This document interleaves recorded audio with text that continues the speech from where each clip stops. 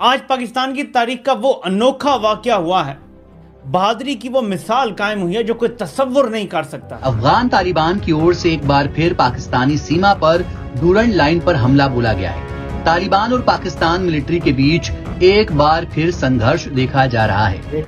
गुज़श्ता 3 दिनों में पाकिस्तान और अफगान तालिबान फोर्सेस के दरमियान जो बॉर्डर के ऊपर मुख्तलिफ झड़पें हो रही हैं। इसी तरह इस वक्त मोदी ने अपने पॉलिटिकल कैरियर का सबसे बड़ा जुआ खेला है। आर्च राइवल, हमारा सबसे बदतरीन दुश्मन इंडिया है।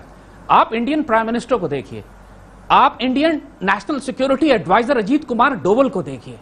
ये दोनों किरदार पूरी दुनिया में, एक दिन के लिए आपको इंडिया में कहीं सुकून से बैठा हुआ मोदी नजर नहीं आता। 2 टके के घटिया गांव मूत्र पीने वाले जानवर की बात कर रहे हैं, जिस पर हमने 1000 साल हुकूमत की है। बट जो कुछ भी हो रहा है ये बिल्कुल एक गैर मामूली बात है, क्योंकि जब अफगान तालिबान दोबारा इक़्तिदार में आए थे तो पाकिस्तान में किसी के वहमो गुमान में भी नहीं था कि दोनों मुल्कों के दरमियान ताल्लुकात इस हद तक कशीदा हो जाएंगे कि फिर जो दोनों मुल्कों की बॉर्डर सिक्योरिटी फोर्सेस हैं उनके दरमियान रेगुलर एक्सचेंज होगा। जब आपके अवाम को इतना आपने नीचा दिखाया हुआ है, अवाम की कोई कदर नहीं है, यहाँ पे हमें कुत्तों जैसा ट्रीट किया जाता है, तो फिर आपके मुल्क के साथ भी यही होगा। जहाँ पे अवाम की कदर नहीं होगी तो वहाँ पे मुल्क भी आपका डूबेगा ही, तरक्की नहीं कर पाएगा। दुनिया कोई पैगाम देगी कि मकबूजा कश्मीर के मामले पर कौम का बच्चा कटने को मरने को तैयार है, कट मरने को तैयार है। गए तो शहीद और जिंदा लौटे तो गाजी कहलाएंगे।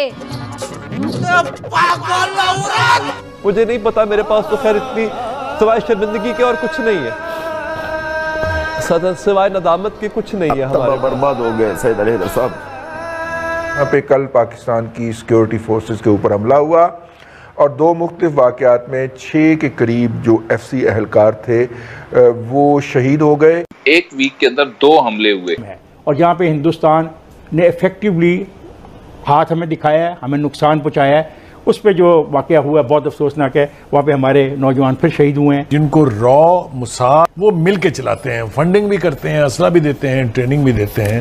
लेकिन हम बलूचिस्तान में ही वो सुन रहे हैं ना, कोई अड्डे बड्डे ड्रोन वहां से उड़ेंगे। ये देखे ना, ये जब आप ड्रोन उड़ाएंगे सर फिर उधर से फूल तो नहीं ना आएंगे। 50 से ज्यादा जो बलोच लीडर जो दुनिया भर में पाकिस्तान के खिलाफ प्रोपेगेंडा करते हैं, उनके पास इंडियन पासपोर्ट है, में बैठे हैं, इंडियन पासपोर्ट है उनके पास।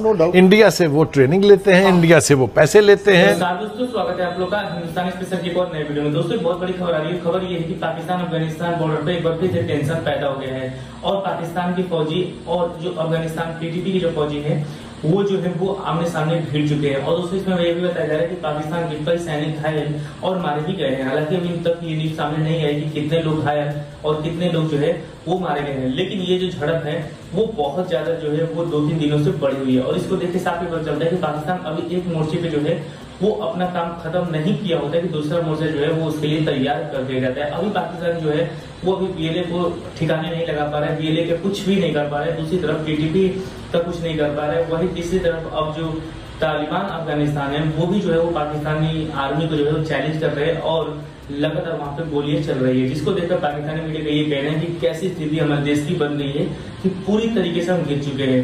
एक तरफ ईरान हमें मारता है, दूसरी तरफ TTP मारता है, तीसरी तरफ जो BLA है वो मारता है और चौथी तरफ जो तालिबान पाकिस्तान है वो मारता है और पांचवी तरफ तो जो हमारा सबसे मतलब जो पाकिस्तानी मानते दुश्मन भारत तो बैठा ही है। मतलब इस प्रकार की स्थिति पाकिस्तान की पहुंच चुकी है। चलिए हम चलते हैं, देखते हैं पाकिस्तानी मीडिया इन सब के ऊपर क्या रिएक्शन और कैसे पाकिस्तानी मीडिया जो है वो पाकिस्तानी गवर्नमेंट को आईना दिखा रहा है, पाकिस्तानी जो आर्मी है उसको आईना दिखा रहा है। हमें शिकायत मुशर्रफ से भी है। मुशर्रफ पाक फौज का सिपह सालार था। मुशर्रफ ने कश्मीर जहाद पे जो कॉम्प्रोमाइज किया था उसने हल निकालने की कोशिश की। उसने ये कश्मीर को अबैंडन नहीं किया, उन्होंने कोशिश की कि शायद कोई हल निकाला जाए। एंगेजमेंट की, चनाब फॉर्मूले की बात की, ये बात की गई कि कुछ हिस्सा इंडिया ले ले, कुछ हम ले ले, कहीं ना कहीं रिजॉल्व कर ले, कॉम्प्रोमाइज कर लेते हैं। पाकिस्तान के प्रिंसिपल स्टैंड से वो पीछे हटे। उसका नुकसान ये हुआ कि उन्होंने इंडिया को इजाजत दे दी कि लाइन ऑफ कंट्रोल पर बाड़ लगा लें। नतीजा यह हुआ कि इंडिया ने 3 लेयर ऑफ फेंसिंग की, उसके ऊपर रडार लगाए, उसके ऊपर ड्रोन्स लगाए, सर्च लाइट्स लगाई, लैंडमाइंस लगाई और जिहाद कश्मीर को दोबारा शुरू करने की तमाम उम्मीदों को प्रैक्टिकली खत्म कर दिया गया मुशर्रफ के दौर में। यह उनकी एक ऐसा ब्लंडर था कि जिसका नुकसान आज पूरी पाकिस्तानी कौम को उठाना पड़ रहा। अली मुझे यह बताओ कि क्या पाकिस्तान का फॉरेन ऑफिस है भी? Do we have a foreign minister? India Saudi Arab के साथ नेगोशिएट करके सऊदी अरब हमारे हलीफ को हमसे अगवा करके ले गया, ईरान को हमारा मुखालिफ बना दिया, अफगानिस्तान से जंग करवा दी हमारे साथ, पूरी दुनिया में पाकिस्तान के खिलाफ एक कैंपेन बिल्ड कर रहा है। हमारा फॉरेन ऑफिस है किधर? और क्या कश्मीर जैसी शहरक पे हमारे स्ट्रेटेजिक स्टेक जहां इन्वॉल्व है, जहां हमारा फेथ, हमारा ईमान, हमारा यकीन, हमारी जमीन, हमारे लोग, हमारा पानी, पाकिस्तान के दरिया, सब कुछ जिस कश्मीर से आ रहे हैं, उसके लिए क्या फॉरेन ऑफिस का ये कमजोर स्टेटमेंट काफी है? पहले भी आपने हमारी फॉरेन पॉलिसी पर क्रिटिसाइज किया है, आप पहले भी कह चुके हैं कि जी फॉरेन ऑफिस एग्जिस्ट नहीं करता, हमारा फॉरेन मिनिस्टर नहीं है, और जो लोग हैं कि जिनको ये मामलात सौंपे गए हैं वो ये काम नहीं कर सकते, वो इस काम के अहल नहीं है। तो क्या अगर हमारे पास एक प्रॉपर आप समझते हैं कि फॉरेन मिनिस्टर हो, तो क्या उससे हमारी फॉरेन पॉलिसी बेहतर होगी? कि सिर्फ मौजूदा हुकूमत किसी को फॉरेन मिनिस्टर बना दे तो उससे क्या हमारी फॉरेन पॉलिसी में इंप्रूवमेंट आएगी? देखिए, आप अगर हमारा इस वक्त आर्च राइवल, हमारा सबसे बदतरीन दुश्मन इंडिया है, आप इंडियन प्राइम मिनिस्टर को देखिए, आप Indian national security adviser Ajit Kumar Doval को देखिए, ये दोनों किरदार पूरी दुनिया में, एक दिन के लिए आपको इंडिया में कहीं सुकून से बैठा हुआ मोदी नजर नहीं आता। कभी सऊदी अरब पहुंचा है, कहीं साउथ अफ्रीका पहुंचा है, कभी चाइना, कभी अमेरिका, कभी ईरान, कभी काबुल, कभी अफगानिस्तान। दुनिया का कोई जगह नहीं है जहां वो ट्रैवल करके पाकिस्तान को आइसोलेट ना कर रहा हो। अजीत कुमार डोवल इराक तक जा रहा है, सीरिया तक जा रहा है, वहां दाइश से कांटेक्ट कर रहा है, दाइश के लोगों को लेकर आ रहा है, फिर दाइश की स्टैब्लिशमेंट हो रही है।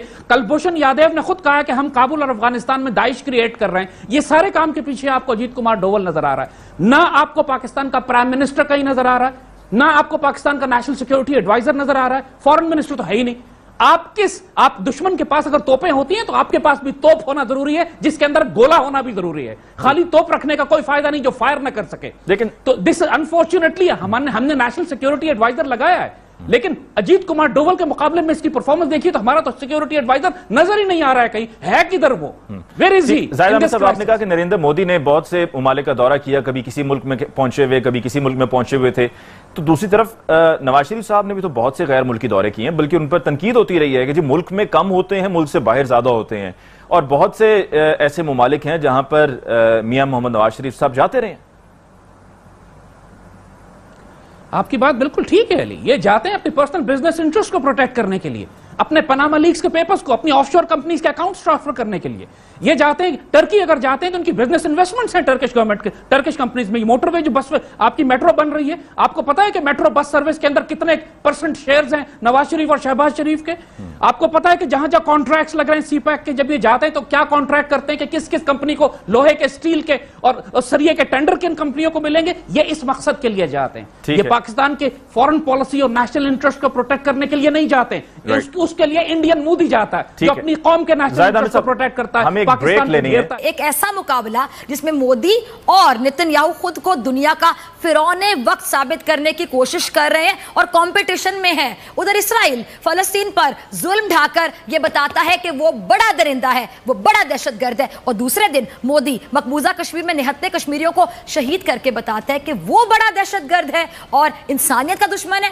ये मुकाबला कोई भी जीते, लेकिन इसमें हार किसकी होगी? यकीनन इंसानियत की। तो दोस्तों, जैसा कि आपने इस वीडियो में देखा कि जो पाकिस्तान की मीडिया जो है वो पाकिस्तानी गवर्नमेंट और पाकिस्तानी सेना को आईना दिखा रहा है, उसका ये कहना है कि आखिरकार ये लोग कर क्या रहे हैं कि ऐसे ऐसे हमले हो जा रहे हैं, ऐसे ऐसे झड़पें हो जा रही हैं, जिसको देख के ऐसा लग रहा है कि हमारे आदमी बिल्कुल भी जो है वो लड़ने के लिए तैयार नहीं है। दोस्तों, गरीब से गरीब देश में भी इस प्रकार की स्थिति नहीं है जो आज पाकिस्तान में बनी हुई है, और पाकिस्तान में जो स्थिति बनी हुई है इसका सबसे बड़ा कारण 74 साल 75 सालों से जो वो करते आए हैं वो बहुत बड़ा कारण है। दोस्तों, टीटीपी जो कि पाकिस्तान के पीछे पड़ चुकी है, वही टीटीपी जो है वो पाकिस्तान ने ही बनाया था। अफगानिस्तान में जो और देश है उसको भगाने के लिए अमेरिका की सहायता से आज वही टीटीपी जो है वो पाकिस्तान के पीछे पड़ चुका है। तो दोस्तों, कहीं ना कहीं जो जिन पाकिस्तानियों ने जिन को आतंकी बनाया था वही आतंकी आज पाकिस्तान के पीछे पड़ गए हैं, और उनका ये कहना है कि जैसे अफगानिस्तान में जो है वो इस्लामी मुल्क जो है वो बनना है, जैसे वहां पे जो है वो सरिया कानून लागू हुआ, वैसे ही हम भी चाहते हैं कि यहाँ पे यानी जो पाकिस्तान है इसमें भी सरिया कानून लागू हो। लेकिन पाकिस्तानी जो है वो इस चीज के लिए तैयार नहीं है, और वो ये दावा कर रहे हैं कि हम टीटीपी और बीएलए दोनों को खत्म कर देंगे।